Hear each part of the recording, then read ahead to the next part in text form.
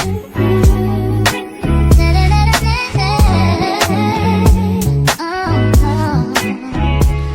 y'all, it's me, Asha. Welcome back to my channel. Today I'm here for another episode of Rap Talk. Rap Talk is a series on my channel where I talk about news, music, culture, and everything in between. And I like to do the scrolling so that you do not have to. So without further ado, let's get into today's video. So Saucy Santana's best friend, he basically said that Saucy Santana is literally the Nicki Minaj of rap. I'll say it a million times, an icon, legendary. Unpopular opinion, I actually agree with this take. Now, when it comes to talent and skill level of Nicki Minaj, no. She is, you can't compare her to anybody, but she is very influential and she's a trailblazer in not only women in rap period, and also her career changed how labels invested into women rappers. The fact that she dominated for so many years, they saw, oh, Nicki Minaj is a successful rapper and she's trailblazing and she's making all this money and she's so successful. How can we get that with another rapper? Like, it's like they kept trying to low-key like manufacture Nicki Minaj again. Talent and skill level, there'll never be another Nicki Minaj, but you cannot deny Saucy Santana's impact in the LGBTQIA community. Him being a open, feminine, gay rapper, talented, and he is respected by straight male rappers. And also on a cultural level, everybody's been saying quiet on the creek. Carisha, and actually I could put Carisha in there too. Carisha and Saucy Santana influence a lot of how like we talk and the slang nowadays. So yes, he is iconic and legendary. So his impact in his community emulates the same type of impact that Nicki Minaj has in her respective lane.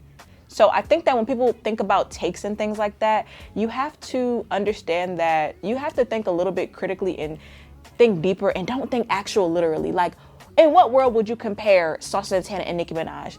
Two different generations, career resumes, like you can't compare that. So let's talk about Kash Doll. So Kash Doll is Detroit's finest and she released a new song called Niggas with Money. And I honestly love the song. The song is very empowering and it's an anthem for women who have emotion. And I enjoy Kash Doll's music. I like her sound. I love everything about her. But then there's this West Coast rapper by the name of Ray Bans. She dropped a similar song. And Kash was made aware, she was tagged so many times, and she made a video and she set the record straight. Okay, enough is enough. I've been seeing this girl run around saying that I stole her song, Nigga with Money. I've never heard of this girl. I never knew she came out her dad's nutsack. I never knew this woman was born. She said she sent me something. I'm going to show you guys that I never even opened it.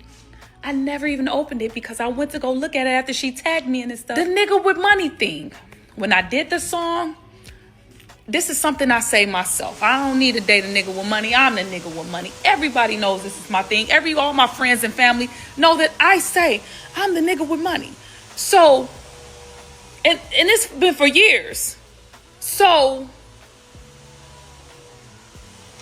somebody I never even heard of. How could I steal a song from you? And you're not even a nigga with money. You don't even have any money to be making a song called Nigga with Money. And I don't even like your song. I don't like your weave. I don't like the pants you had on in there. I don't like the video. I don't know you. Song. I did not steal this song. This is an original song by me. And Ray Bans is a West Coast rapper. She did perform at the West Coast rapper Lil Russell's backyard like function type of thing, and she performed that song that she's claiming that Kash Doll stole. The line "nigga with money" is nothing new. We have been saying it culturally for like 5+ years, so that's nothing new. You can literally probably look that up in the Urban Dictionary, right? After that, Ray created a diss song called Trash Doll. I believe that was very weak and cheap and corny at the end of the day. And it's childish because Kash Doll is a real writer. She's a great rapper, and she's always striking me as being very honest and real. And Ray Bans if this is how you're trying to introduce us to your music, this is not the way. Being corny, dissing a rapper who's established and way more talented than you, like that is just corny to me. I hate when people do that. Even if Kash Doll stole the song, your original song didn't pop for real. Like, and it sounds nothing like it. Even if Ray-Bans felt like Kash Doll stole her song, that's something that could have been handled privately. And then Ray-Bans was literally in Kash Doll's DMs being a fan. Now you dissing her. Girl, well, you know, female rap is kind of like, it's kind of like dead right now. So I guess they trying to give us something, whatever. Topic actually disappointed me the most. So Don't Call Me White Girl, Mona Love versus Tia Kemp, aka Yuntie. So Mona is a comedian, podcaster, entertainer. She is from North Philly, and she's best known for her viral video, Why You Being Weird to Me. She has her own podcast, the Don't Call Me White Girl Show, and she's also on the Joe Budden podcast, right? Tia Yuntie, she's an internet personality, now a comedian, and she calls herself Yuntie. She's best known for going live and telling the real, and also she holds people accountable. So people will like call in or message her and be like, oh, Yuntie, my baby father this, or da-da-da-da, and she calls people and holds them accountable on that flip phone. And she is from Florida, and that mouth is lethal.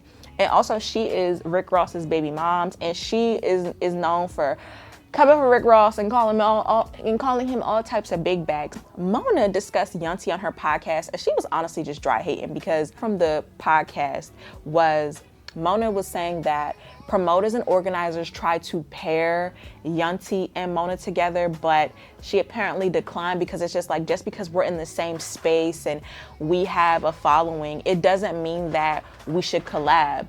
The collaboration should definitely be organic. And I just don't really feel like, I mean, I understand that part, but here's when it got weird, right? And cool about talking like that and being ignorant like that. Tia is real vocal on how much effort she put in to get her kids to college. She don't talk like that.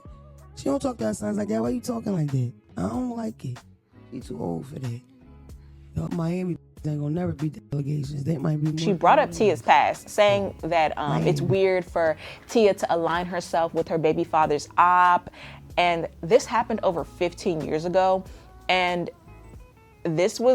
Tia did that because in retaliation to Rick Ross not being an active father, and she has been very open about it. She wrote a book, and she talked about her being like a single mom and really just wanting Rick Ross to step up, right? And my thoughts is, I'm disappointed as a Mona and a Yuntie fan. I discovered Mona first, but Mona is very male-centered, and it's obvious. She's one of the guys, she's one of the boys, and she's not really a girl's girl, maybe to certain type of women, but I just feel like this was such a missed opportunity, because Yuntie is so funny and she's so charming, but Mona is hilarious, and she actually has the gift of gab. Them two together, that would have been actually hilarious.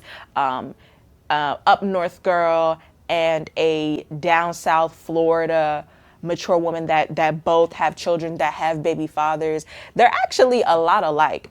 And I think it's another thing is, my interpretation of it, I feel like Mona's like, Yuntie didn't have to do what I had to do to get where I am, and she automatically gets that respect. We came from two walks of life. I may have had to work a little harder, she probably didn't, or whatever it is, but we ended up at the same place.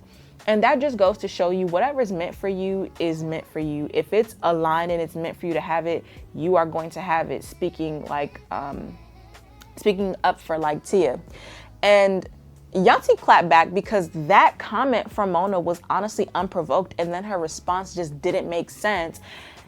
And her on the podcast, on the JBP podcast, Mona was like talking, and I'm just like, just stand on what you said. Like, you low-key was dry hating. And even Phelps on the podcast tried to throw her a bone, and the cast was confused, because they was like, where is this coming from? When you're like in the same lane as somebody, it's at a certain point, you're not a spectator in the industry. Like, now you're actually like the celebrity and the talent, right? Yeah, like she's the talent now. Mona has to understand that she's on a certain level where it's like, you got to keep it a little P about, your commentary.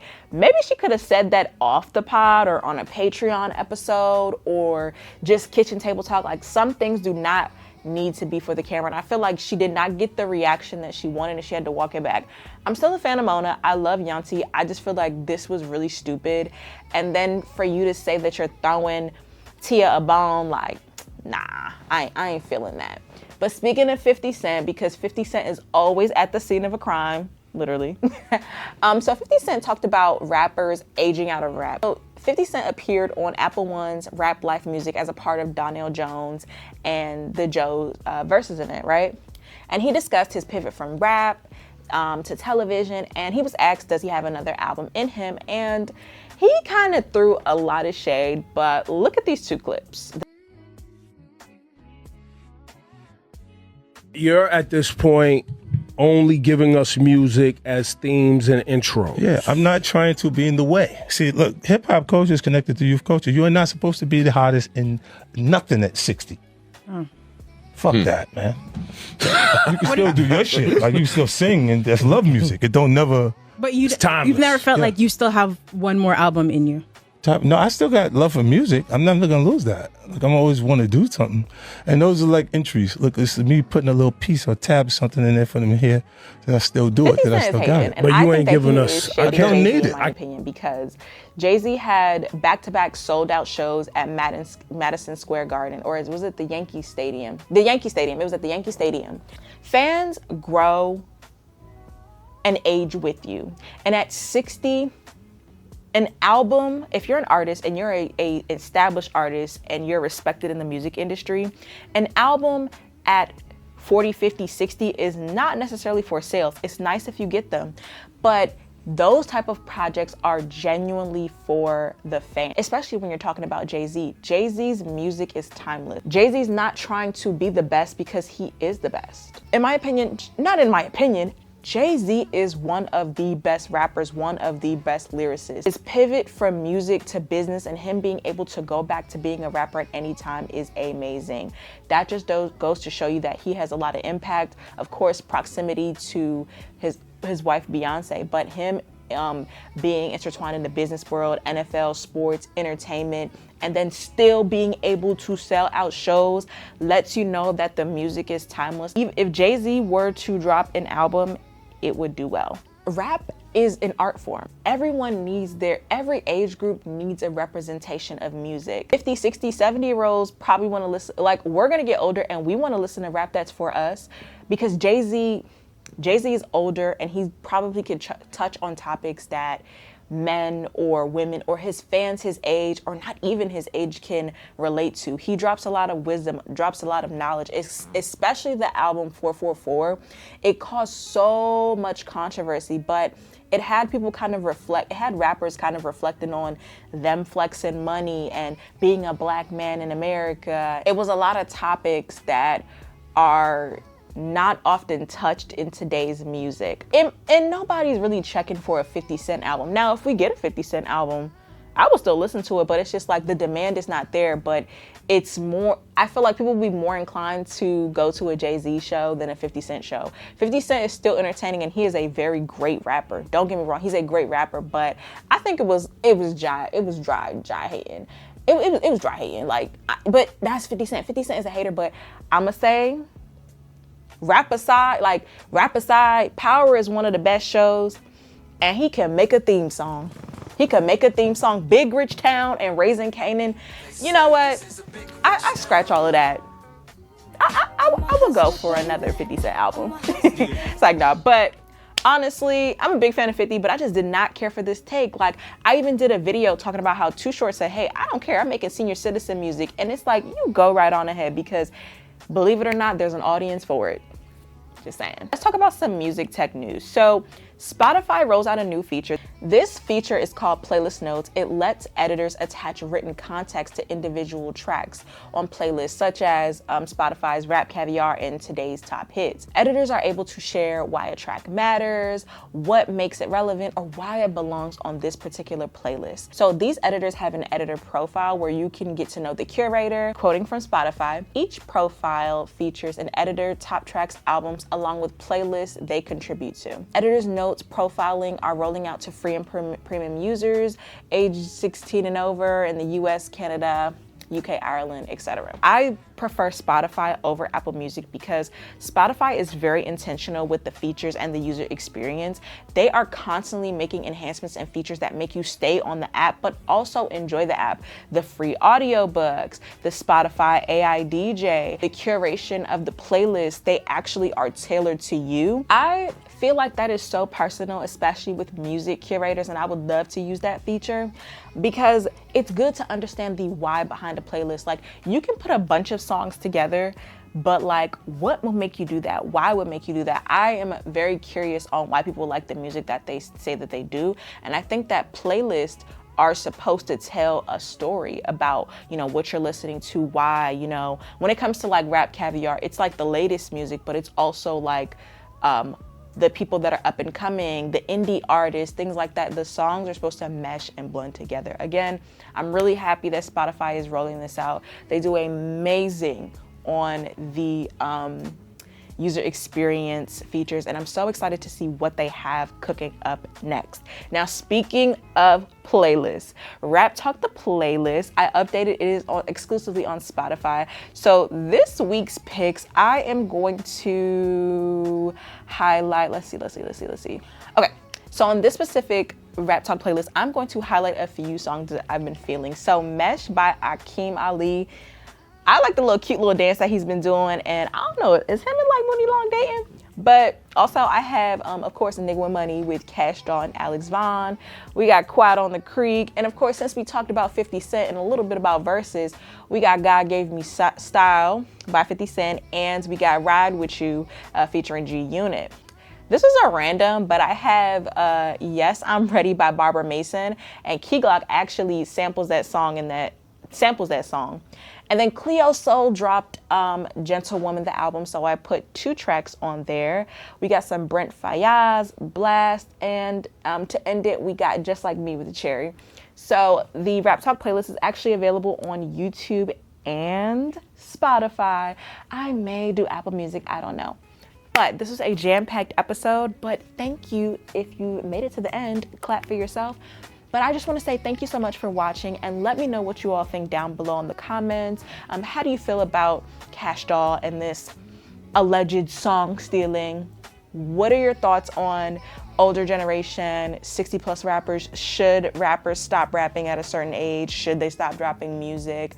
What did you think about the Rap Talk playlist? And yeah, just let me know your thoughts below, and let's get the discussion going. So thank you all so much for watching, and until next time, bye.